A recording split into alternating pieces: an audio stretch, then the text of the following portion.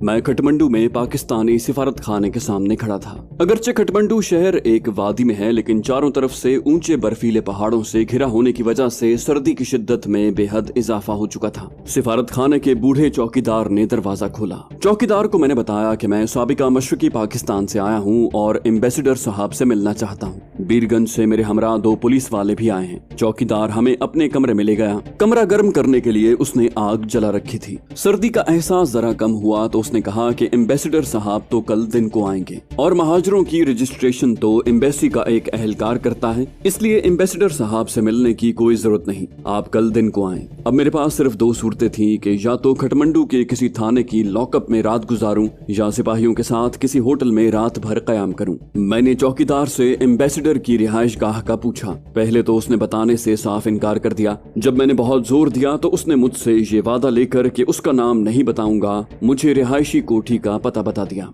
ये कोठी पाकिस्तानी सिफारत खाने से 7-8 कोठियां छोड़कर उसी सड़क पर वाक़ थी। मैं सिपाहियों के साथ टैक्सी में उस कोठी पर पहुंचा और घंटी बजाई। काफी देर के बाद एक मुलाजिम बाहर आया। मैंने उसे बताया कि मशरकी पाकिस्तान का महाजिर हूँ और सफीर साहब से बहुत जरूरी मिलना है। उसने खुद ही जवाब दे दिया कि सफीर साहब इस वक्त नहीं मिल सकते। ये कहकर वो वापस मुड़ा तो मैंने उसे गिरबान से पकड़ लिया और एक जोरदार थप्पड़ रसीद करते हुए कहा, जब तक तुम ये कहते रहोगे कि सफीर साहब नहीं मिल सकते तुम्हें थप्पड़ लगते रहेंगे, इसलिए बेहतर है कि मुझे कोठी के मेन दरवाजे तक ले चलो और वहाँ से सफीर साहब को बाहर बुलवाओ। एक मजबूर और बेकस महाजर की सफीर साहब के मुलाजिम खास के साथ ऐसी बदसलूकी की उसे हरगिज तवक्को न थी। मैंने उसे गिरबान से मजबूती से पकड़ रखा था। वो खामोशी से मेरे साथ चल दिया। मेन दरवाजा अध खुला था। मुलाजिम ने वहीं से जोर जोर से चिल्लाना शुरू कर दिया, चौधरी साहब मुझे छुड़वाएं, बाहर आए। मुलाजिम की आवाजें सुनकर चौधरी साहब ड्रेसिंग गाउन पहने बड़ी तमकीनत से दरवाजे पर तशरीफ लाए। मैंने मुलाजिम को छोड़ दिया और सफीर साहब से कहा कि मैं मशरकी पाकिस्तान से आने वाला महाजिर हूँ और अभी बीरगंज से यहाँ पहुँचा हूँ। मेरे साथ 2 सिपाही बीरगंज से तस्दीक के लिए आए हैं। मैंने बात खत्म की तो मुलाजिम बोला कि इसने मुझे थप्पड़ भी मारा है और जबरदस्ती पकड़ कर यहाँ तक लाया है। मेरी जबान से महाजिर सुनते ही सफीर का चेहरा उसे बेवक्त बेआराम करने से सुर्ख हो गया। मुलाजिम को थप्पड़ मारने का सुनकर वो आपे से बाहर हो गया। कहने लगा, तुम 2 टके के महाजिर, तुम्हारी ये जुर्रत कैसे हुई कि मेरी कोठी पर आए और मेरे मुलाजिम को थप्पड़ मारा? तुम्हारी तस्दीक करनी तो एक तरफ रही, मैं तुम्हें पुलिस के हवाले कर दूंगा। उसकी ये बातें सुनकर मैं भी तैश में हवास खो बैठा। मैंने सेकंडों में पिस्टल निकाल कर उस पर तान लिया और कहा कि पुलिस को इत्तला करने का मौका तो तुम्हें तब मिलेगा जब यहाँ से जिंदा अंदर जाओगे। अगर तुमने अभी मेरी बात न सुनी तो मैं तुम्हारी और तुम्हारे अहले खाना की लाशों के ताबूत लेकर पाकिस्तान जाऊंगा। सफीर ने हालात बिगड़ते देखे तो फौरन डिप्लोमेसी से काम लेते हुए बड़ी नर्म आवाज से मुखातिब हुआ, आइए अंदर ड्राइंग रूम में बैठकर बात करते हैं। पाकिस्तान में भी तरबेला में मुलाजमत के दौरान मेरा वास्ता अक्सर ऐसे ब्यूरोक्रेट से पड़ता रहता था। वसी इख्तियारात के मालिक ये नौकरशाही के करता धरता अपनी सीट पर बैठकर फिरौन से भी बढ़कर अपनी हाकिमियत का इजहार करते थे। 2 मरतबा मेरे साथ ऐसा इत्तेफाक हुआ कि एयर कंडीशनड कमरों में एग्जीक्यूटिव चेयर पर बैठे जब उनकी बातें बर्दाश्त से बाहर हो गई तो मैंने दोनों मरतबा उनको कुर्सी से खींचकर मेज पर घसीट लिया। एक की गर्दन पर उसी के पेपर नाइफ से दबाव डाला और दूसरे को जन्नाटेदार थप्पड़ मारा। सिर्फ इतने ही सुलूक से उनकी अफसरी की सारी हवा खारिज हो गई। न सिर्फ उन दोनों ने फौरी तौर पर मेरे जायज काम कर दिए, बल्कि आइंदा भी जब कभी मैं उनसे काम के सिलसिले में मिलने गया तो मेरा बिजनेस कार्ड मिलते ही उन्होंने पहले से इंतजार में बैठे बीसियों मुलाकातियों को अवॉइड करके मुझे बुलवा लिया और मेरा काम टेलीफोन पर खास हिदायत देकर फौरी करवाया। ये मेरे जाती काम न थे बल्कि तरबेले में मुलाजमती जिम्मेदारी से मुताल्लिक होते थे। सफीर साहब अपने ड्राइंग रूम में जलते हीटरों के बावजूद कांप रहे थे। नामालूम वो मुझे क्या समझ रहे थे। ये समझते हुए कि अब उनके साथ काफी हो चुकी है, मैंने कहा, मैं मशरकी पाकिस्तान का रेफ्यूजी नहीं हूँ। क्या आपको मेरे मुताल्लिक पाकिस्तान से मेरे महकमे से कुछ हिदायत मिली हैं? मैंने जब अपना कोड नंबर बताया तो सफीर साहब एकदम खड़े हो गए, मुझे गले लगाया और बड़े माजरत खा लहजे में बोले, मुझे क्या इल्म था कि आप आए हैं? आपके मुताल्लिक तो मुझे मुफस्सल हिदायत मिल चुकी हैं और मैं तो कई रोज से आपका मुंतजिर था। आपके महकमे की तरफ से आपको यहाँ पर बहुत अहम काम सौंपा गया है। सफीर साहब ने अहम काम की तफसील बतानी चाहिए तो मैंने कहा कि मेरे साथ बीरगंज से आए हुए 2 सिपाही भी बाहर टैक्सी में बैठे हुए हैं जो सिफारत खाने की तस्दीक लेकर वापस जाएंगे। सफीर साहब ये सुनते ही घर के अंदर गए और अपनी गाड़ी की चाबी ले आए। कहने लगे, अभी चलते हैं और मैं तस्दीक नामा पुर करके उन्हें देता हूँ। सफीर साहब की गाड़ी में हम दोनों और टैक्सी में सिपाही सिफारत खाने पहुंचे। चौकीदार ने सफीर साहब का कमरा खोला और उन्होंने 5 मिनट में तस्दीक नामा तैयार करके मुझसे पूछा, आपका क्या नाम लिखूं? मैंने कहा, आसिफ अली वल्द सैयद अब्बास अली, और चिटागोंग में इस्फहानी कॉलोनी का रिहायशी और इस्फहानी टी कंपनी का सेल्स मैनेजर लिख दें। सफीर साहब ने मेरे कहने के मुताबिक छपा हुआ तस्दीकनामा पुर किया और उस पर अपने दस्तखत और मोहर जब्त की। फिर पूछा, अगर पैसे दरकार हों तो मैं सेफ से निकाल दूं।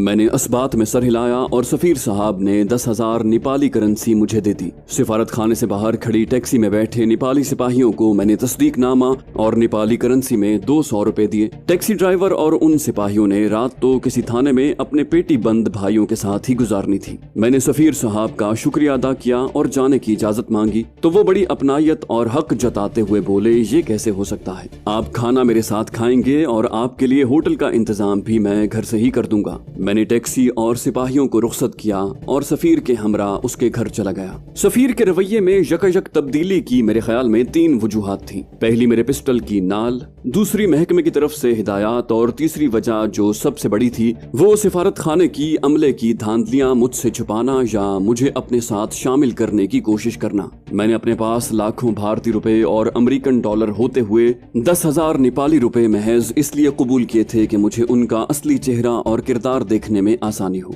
ड्राइंग रूम में ही सफीर साहब की बेगम और 2 जवान गैर शादीशुदा बेटियों से मुलाकात हुई। सफीर साहब ने उन्हें मेरा तारुफ ये कहकर करवाया कि ये वही हैं जिनका हमें इंतजार था। खाने की टेबल पर इतने मुख्तलिफ खाने थे जिनका एक सफीर अपनी तनख्वाह में सोच भी नहीं सकता। खाने के दौरान उनकी बेगम और बेटियों ने भारत में मेरे मिशंस के मुतालिक पूछा तो मैंने उन्हें ये कहकर टाल दिया कि इस वक्त मैं बहुत थका हुआ हूँ, इसलिए फिर कभी सही। दरअसल मैं किसी पाकिस्तानी या गैर पाकिस्तानी या अपने महकमे के अपने मखसूस अफसरान के अलावा किसी को भी अपने मिशंस के मुतालिक कुछ भी बताने का मजाज नहीं था। सफीर साहब ने खाने के बाद ड्राइंग रूम में कॉफी के दौर के दौरान फोन पर अन्नपूर्णा होटल में मेरे लिए कमरा बुक करवा दिया और थोड़ी देर बाद वो अपनी गाड़ी में मुझे उस होटल छोड़ने आए। काठमांडू में उन दिनों आला पाए के सिर्फ 2 होटल थे, सॉल्टी और अन्नपूर्णा। सफीर साहब ने मुझे बताया कि होटल के तमाम अखराजात के अलावा मुझे हर छठे रोज 1,000 या माहवार 5,000 रुपए मिलेंगे। शहर के एक बड़े ड्रग स्टोर से हर किस्म की अद्वियात मुझे सिफारत खाने के अकाउंट में मिलेंगी और शहर के जिस डॉक्टर से भी मैं अपना इलाज करवाना चाहूँ उसकी फीस और दीगर तमाम अखराजात भी सिफारत खाना ही अदा करेगा। काठमांडू में मुझे जो मिशन तफवीज किया गया था, सफीर साहब उसकी सिर्फ ब्रीफिंग करेंगे, बाकी तमाम काम मैं अपनी मर्जी से करूंगा। सफीर साहब ने आखिर में बताया कि मिशन से मुतल्लिका तमाम रिपोर्ट्स एक अलहदा थैले में मुझे सिफारती डाक के हमरा पाकिस्तान भेजनी होंगी। उन्होंने बताया कि ऐसे 4 थैलों के तालों की चाबियां एक सरबमोहर पैकेट में एम्बेसी पहुंच चुकी हैं और अहकाम के मुताबिक कल ये सरबमोहर पैकेट मेरे हवाले कर दिया जाएगा। सफीर साहब मुझे होटल पहुंचा कर चले गए। 2nd फ्लोर पर मेरे लिए कमरा रिजर्व था। रिसेप्शन पर मैं एंट्री करने लगा तो एंट्री कार्ड पर कमरे के किराए के कॉलम में कमरे का किराया और उसकी अदायगी बजिम्मा पाकिस्तानी सिफारत खाना दर्ज था। ये पहली गलती थी जो सफीर साहब ने मेरे बारे में की। मैं नेपाल में एक सिविलियन पाकिस्तानी महाजिर की हैसियत से दाखिल हुआ था। मैं अपनी माली हैसियत के मुताबिक सबसे महंगे होटल या सबसे कम किराए वाले किसी गेस्ट हाउस में ठहरता, लेकिन किराया मुझे अपनी जेब से अदा करना था। पाकिस्तानी सिफारत खाने की मेहमान नवाजी का तहरीरी सबूत नेपाल में मेरी हैसियत को मशकूक बनाने के लिए काफी था। मैंने वो कार्ड फाड़ दिया और दूसरा कार्ड लेकर अदायगी के खाने में 5,000 रुपए एडवांस में जमा करवाए और कमरे में आ गया। दूसरे दिन 11 बजे मैं सिफारत खाने गया तो वहाँ हशर का सामान था। 400-500 पाकिस्तानी महाजिर सिफारत खाने के कंपाउंड और सड़क पर मुख्तलिफ ग्रोहों में खड़े सिफारत खाने की बेहिसी के कसीदे पढ़ रहे थे। मैं मुख्तलिफ ग्रोहों के पास थोड़ी थोड़ी देर ठहरता हुआ सिफारत खाने की इमारत में दाखिल होने लगा तो एक गार्ड ने मुझे जोर से धक्का दिया और इंतहाई करख्तगी से कहा कि किस बाप से मिलना है। गार्ड के रवैये से मुझे बखूबी एहसास हो गया कि पाकिस्तानी महाजरों से यहाँ कैसा सलूक किया जाता है। मैं धक्के से संभल कर फिर गार्ड के करीब गया और एक जोरदार ठुड्डा उसकी नाफ के नीचे मारा। दर्द की शिद्दत से दोहरा होकर वो फर्श पर गिर कर फड़कने लगा। मेरा ये रवैया उस गार्ड और वहाँ खड़े दूसरे 2 गार्ड्स के लिए इंतहाई गैर मुतवक्के था। अपनी शक्ल सूरत और कद से ये तीनों मगरबी पाकिस्तानी लगते थे और लुटे पटे बेबस बिहारी महाजरों को बिला वजह जलीलो ख्वार करते थे। मशरकी पाकिस्तान के मगरबी पाकिस्तानी महाजरों के तो पाकिस्तान में अपने घर बार और अजीजो अकारिब थे, उन्हें सिर्फ पाकिस्तान पहुंचना ही मकसूद था। असल बेकस तो बिहारी महाजिर थे जो दूसरी मर्तबा बेघर हुए थे और पाकिस्तान पहुंचने के बाद भी उनका न कोई घर था और न ही रोजगार। उन्हें अपनी जिंदगी को फिर इब्तिदा से शुरू करना था। आज भी बांग्लादेश में 4 लाख के करीब पाकिस्तानी बिहारी 27 साल से कैंपों में कसमपुरसी की जिंदगी गुजार रहे हैं। उनका सिर्फ यही कसूर है कि वो पाकिस्तानी हैं। दुनिया भर में अपनी नौयत की गालिबन ये वाहिद मिसाल है कि 4 लाख इंसान ऐसे हैं जिनकी कोई नेशनैलिटी नहीं। वो पाकिस्तानी हैं लेकिन पाकिस्तान उन्हें कबूल करने को तैयार नहीं और बांग्लादेश उन्हें अपनी शहरियत नहीं देता। इतने सालों में आधे तो अपने गुमशुदा वतन जाने की आरजू में इंतकाल कर चुके हैं और उनकी नई नस्ल का वतन उनका कैंप और वतन की सरहदें खारदार तारे हैं। मैं तो इस बात पर हैरान हूँ कि सिर्फ कराची में गैर कानूनी रिहाइश पजीर बर्मी, श्रीलंकन और बांग्लादेशियों की तादाद उन पाकिस्तानियों से कहीं ज्यादा है जो बांग्लादेश के कैंपों में दुख भरी जिंदगी की घड़ियां गिन रहे हैं। और इन पाकिस्तानियों की हालत इजार पर हुक्मरानों और साहिब इक़्तिदार के कानों पर जूं तक नहीं रेंगती। मैं आपसे माजरत खा हूँ कि ये कहानी सुनते हुए आपको खुश्क और बेनमक बातें सुननी पड़ती हैं, लेकिन क्या करूँ, जो कुछ देखता हूँ और महसूस करता हूँ उसे बयान किए बगैर नहीं रह सकता। गार्ड की बदतमीजी पर उसे ठुड्डा पड़ते देखकर एम्बेसी के अहाते में खड़े सारे लोग हमारे गिर्द जमा हो गए। उनके पजमुर्दा चेहरों पर अचानक इत्मीनान और आसूदगी के झलकने से यूं महसूस होता था जैसे उन सब की आरजू और हसरत को मैंने पूरा कर दिया है। मैं एम्बेसी की इमारत में दाखिल हुआ तो दूसरे दोनों गार्ड एक तरफ खामोशी से खड़े हो गए। मैं सीढ़ियां चढ़कर सफीर के पीए के कमरे में गया। उससे बगैर कोई बात किए उसकी टेबल से एक कागज उठाकर उस पर गुज़श्ता रात का मेहमान लिखा और पीए को कहा कि ये चिट सफीर साहब को दे दो। मुलाकाती चिट पर यह अनोखी इबारत पढ़कर पीए कुछ पूछना चाहता था कि मैंने गुर्राते हुए खालिस फौजी लहजे में खालिस फौजी फिक्रा कहा, एनी डाउट, एनी क्वेश्चन। पीए, जिसके मुतालिक बाद में मालूम हुआ कि एम्बेसी का फिरौन सानी था, हकलाते हुए बोला नो सर, और एम्बेसडर के कमरे में चला गया। 3-4 मिनटों में वो वापस आया और दरवाजे में खड़े होते ही बोला, आइए सर, एम्बेसडर साहब बुला रहे हैं। एम्बेसडर बड़े तपाक से मिला, खैरियत दरियाफ्त की और अर्दली को कॉफी लाने को कहा और फिर हंसते हुए कहने लगा, अच्छा किया जो गार्ड की मुरम्मत कर दी। अब इसे तमीज आ गई होगी कि किसी मौजिज़ के साथ किस तरह पेश आना चाहिए। मैंने उसकी बात का कोई जवाब न दिया। मेरे उसके कमरे तक पहुंचने से पहले ही उसे गार्ड वाले वाक़े की इत्तला मिल चुकी थी। आज सिफारत खाने में मेरा पहला दिन था और मैं नहीं चाहता था कि पहले दिन ही झगड़ा मोल ले लूं। कॉफी पीने के बाद सफीर साहब ने चाबियों का सरबमोहर पैकेट मुझे दिया। उसके साथ एक 4 मुख्तलिफ जगहों पर लाख की मोहरें लगा लिफाफा भी था। मैंने दोनों की मोहरें चेक करके वसूली की रसीद पर दस्तखत कर दिए। सफीर साहब लिफाफे में खत के मुंदरजात जानने के ख्वाहिशमंद थे, लेकिन मैंने लिफाफा जेब में रख लिया और पूछा कि डाक किस रोज पाकिस्तान जाती है और कब आती है। फिर जैसे अचानक कुछ याद आ गया हो, सफीर से पूछा, आपने ये क्या गजब कर दिया जो होटल में किराए और दूसरे बिलों की अदायगी सिफारत खाने के जिम्मे लिखवा दी? आपको तो अच्छी तरह से मालूम है कि मैं यहाँ सिविलियन रेफ्यूजी की हैसियत से आया हूँ। फिर भला एम्बेसी को मेरे अखराजात अदा करने का तहरीरी सबूत देने की क्या जरूरत थी? मैंने वो कार्ड फाड़ दिया और नया कार्ड भरकर 5000 एडवांस अदा कर दिए हैं। आपने बिला सोचे समझे जो किया वो मेरे और सिफारत खाने के हक में बेहद खतरनाक साबित हो सकता था। सफीर साहब तो अपनी इस हिमाकत का अंजाम सोचकर घबरा गए और बोले, वाकई मुझसे बड़ी गलती हुई। आप यूं कीजिए कि होटल में 20,000 एडवांस जमा करवा दें और 5,000 अपने खर्च के लिए रख लें।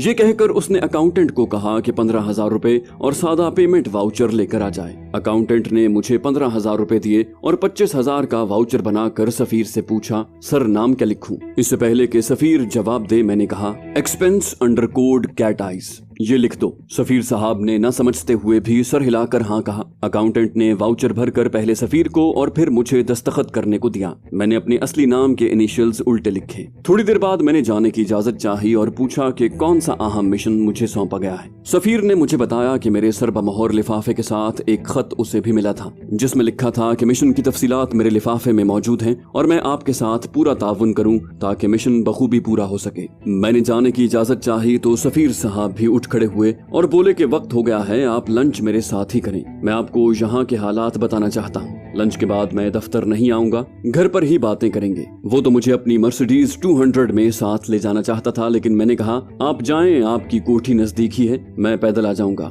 आपके साथ आपकी गाड़ी में मुझे देखकर यहाँ पर मौजूद लोग नामालूम मुझे क्या समझ बैठे, जबकि मैं यहाँ रेफ्यूजी के कवर में ही रहना चाहता हूँ। सफीर साहब की गाड़ी चली तो मैं भी नीचे उतर आया। एम्बेसी के लॉन में खड़े रेफ्यूजी मुझे देखते ही मेरे आगे पीछे हो लिए। कई ने तो बराह रास्त मुझसे मुखातिब होकर मुझे अपनी परेशानियों और सिफारत खाने की बेहिसी के मुताल्लिक बताना शुरू कर दिया। सिफारत खाने के बैरूनी गेट पर पहुंचकर मैंने उन्हें कहा कि मैं भी उन्हीं की तरह एक रेफ्यूजी हूँ। भारत में एक अजीज के घर पनाह लेकर अब तक छुपा रहा। अब हालात कुछ बेहतर हुए हैं तो पाकिस्तान जाने के लिए कल ही खटमंडू पहुंचा हूँ। सफीर चूंकि मेरे आबाई इलाके का रहने वाला है, इसलिए रजिस्ट्रेशन और उससे मिलने में कोई दिक्कत न हुई। जहाँ तक गार्ड का मामला है तो उसकी बदतमीजी के बायस उसे सबक सिखाना पड़ा। वैसे कसूर आप लोगों का भी है जो सिफारती अमले को इतना सर चढ़ा कर रखा है, वरना सिफारत खाने की चार दीवारी के अंदर नेपाल नहीं बल्कि पाकिस्तान है। यहाँ पाकिस्तान का कानून है और सारा सिफारती अमला आपका हमवतन और आपकी खिदमत के लिए है। अब ये आप पर मुनहसिर है कि इस अमले को अपना हाकिम समझे